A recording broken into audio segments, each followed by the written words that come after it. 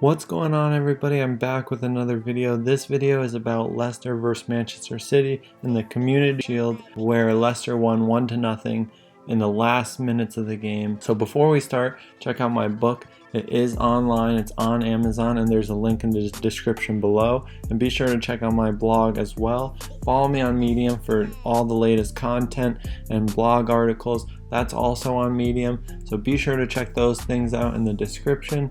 But let's get right into it. So with Grealish arriving, we'll look at how his debut for Manchester City looked and the role he'll be playing, as well as some new tactics from both teams. So to start, nothing new with Leicester in the build-up phase. In their build-up phase, they predominantly look to go long to play more direct and in behind. And by doing so, they used Schmeichel to split their two central defenders. This left Ndidi and Tielemans as their two holding midfielders, which then Tielemans or Ndidi will drop deeper as soon as the sequence of play is initiated. Ricardo is their first fullback on the strong side here, with then their weak side fullback higher up the field. Manchester City pressed in a 4-4-2 or 4-2-4, with their wingers jumping into advanced positions, a little bit due to the fact that the Leicester City wingers, or the Leicester City fullbacks, were a little bit deeper, and the Manchester City pressing pattern consisted of one of their two forward jumping to then press the ball, and their other forward sliding in to then block access to the central area where the double pivots typically occupied. And now as the play continues, possession is circulated, we see Ndidi dropping deeper to join Tielemans now as the holding midfielder, and now they move towards a double pivot to strengthen the connections from their first and second line, but also this is very key for attracting Manchester City players into this first third of the field, because by having a double pivot, Leicester then are able to attract more pressure and force Manchester City midfielders and forwards to jump. So now we have here, just off our screen, we'll have our right-sided midfielder from City as well, with Ferran Torres jumping. So now this creates a lot of space just in behind this first and second line of pressure for Manchester City. So when Leicester go long, they have space to move into to then collect the second ball and break the press of City. Now this was very difficult for Leicester in this match and didn't happen quite often,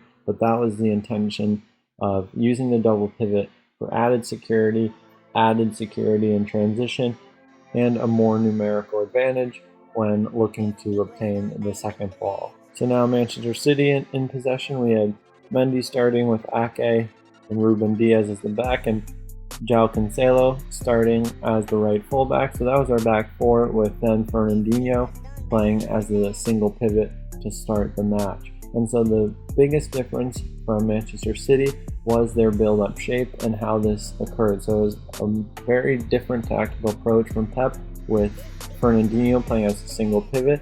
They almost had this pentagon-like shape, or 2-3 build-up, but the biggest thing, which we hadn't seen before, was the very narrow build-up of Mendy and Cancelo. So by both of them playing very narrow, it gave them a little bit of flexibility, but these tight connections almost worked against Manchester City at times. So oftentimes we would see, interestingly enough, Mendy being the player who inverts, and then João Cancelo would then be the player who holds a wider position and a deeper position as well. So this would almost create like a back three, but it was very asymmetric and off-centered, with then João Cancelo playing a little bit higher than Diaz and Ake, and Mendy not quite playing the central corridor, but playing almost in the same vertical line as Nathan Ake. So the intention behind this was to try and draw the attention of the wide midfielders of Leicester via Iosi Perez. So if they were able to get Iosi Perez to then jump into a higher position up the field, this could then create space between the lines for City to access. So another thing too is when Mendy would go into a narrow position, this would vacate the wide area for the wingers of Manchester City to almost occupy as a situation of 1v1 isolation. So this forced Iosi Perez into another situation where if he were to go into the wider area, then the horizontal compactness would then be compromised and there would be more passing lanes into the center. So being attracted to Mendy would undo vertical compactness, and being attracted to wide areas would then undo horizontal. So it was a few different systems at play and a few different stressors on the Leicester City 4-4-2, as we can see here. Just our 4-2-3-1 even, with James Maddison and Jamie Vardy playing as the two highest players in their defensive structure. Now ahead of the ball and further up the field with Manchester City, we'll see typically 3 players starting in advanced positions, with a right attacking midfielder, a left attacking midfielder, and then Ferran Torres playing as a central striker who often operates in a deeper position. So here we start to see the inversion of Mendy alongside Fernandinho, but we can see how he's in the same vertical line as Iheanacho, leaving the wide area completely vacated for the winger to drop into, or the midfielder Gundogan to then vacate his left attacking midfield position and move into the wide area in the blind spot of Iosi Perez and almost have free progression in the wide area. The one thing that did help Leicester in this build-up from Manchester City was their ability to maintain compactness. So the two forwards maintained their compactness very horizontal, as we see here, both of them using their cover shadows to block Fernandinho, and the wide midfielders also playing very narrow to control the half space and the central corridors, forcing Manchester City to move players out of the central corridor and into wide positions. Now we can see the staggering midfield shape of Leicester and why they were so effective at controlling the central areas, and we can see even the small details like vertical positioning.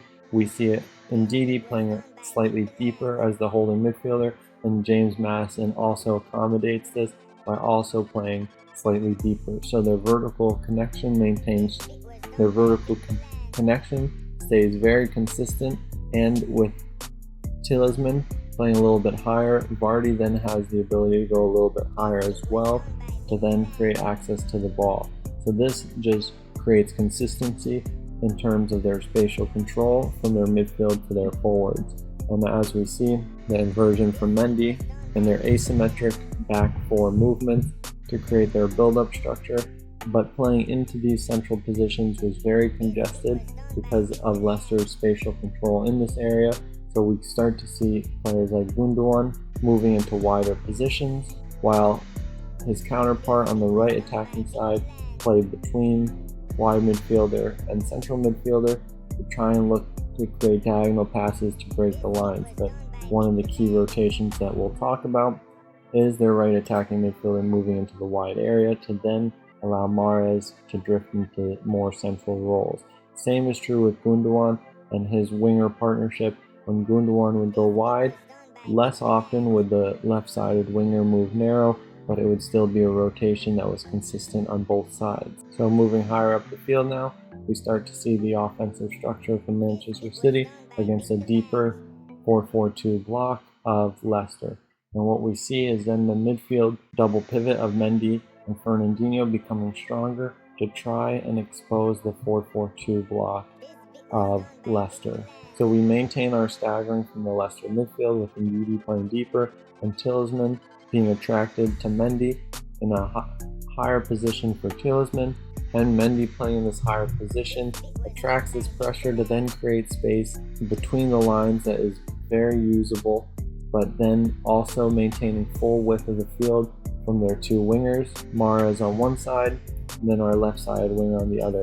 So this offensive shape had a lot of players in central positions and advanced areas with their inverted fullback alongside Fernandinho, and then Cancelo being the connecting point between this right-sided central defender of Diaz and Mahrez. So the pass wouldn't have to travel across a very long distance, and it would be more secure in circulation. As well as in transition, Cancelo's positioning was a little bit more narrow. But playing against two forwards and a 4-4-2, blocking access to the double pivot also gave Leicester more players going forward and creating a 2v2 in an offensive transition if they were to win the ball from the first or second line of Manchester City's build-up. Now when Foden came on the field, we saw Rodri enter as well, which Rodri was able to then push Fernandinho into more of an 8 role. So Fernandinho played a little bit higher up the field when Rodri came on. Mendy's role maintained the same, but the biggest thing was when Rodri came on. Grealish came on as well to make his debut on this left-handed side as the left winger.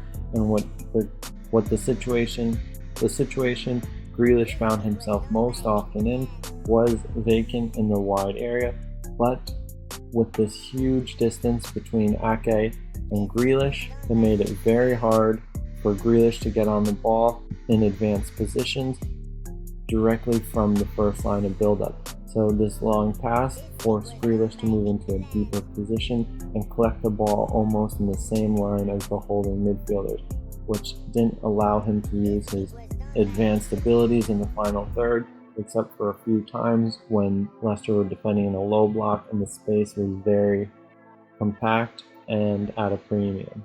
And we can see Leicester maintain their shape with their 4-2-3-1 in this situation, with Vardy then staggering to play off of James Maddison, and they're rotating their movement between who's the highest player. So that's why oftentimes I refer to it as a 4-4-2, just because these players are very heavily dependent on each other's movement and work directly off of each other. But as we can see here, there's clearly 3 lines of 2, 3, and 1. Now another positioning of Jack Grealish here with the build-up remaining consistent and the asymmetric positioning of Cancelo and Mendy.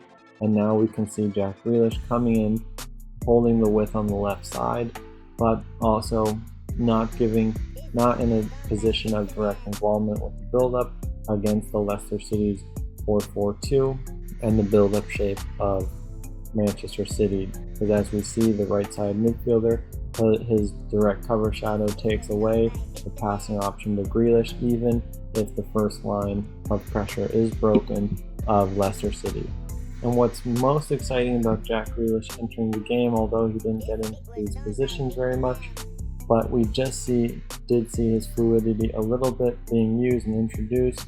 I don't even think he's had a training session with City yet, but the fluidity between him and Bernardo Silva to interchange their positioning, so now we'll see Grealish in a more central role, occupying space between the lines, because when he slows down the pace of the game, this could cause defenses all over the Premier League to collapse on him, which would then really create space elsewhere for Manchester City if they are able to use it. So Grealish occupying these positions in advanced areas could really force defenses when he gets on the ball and slows the game down, allowing these defenses to then collapse on him, and then which would just greatly increase the amount of space for the teammates in other advanced positions and hopefully lead to more goal scoring opportunities. So that's the analysis, everyone. I hope you guys enjoyed the video. Please like and subscribe to the channel, and I'll see you in the next one.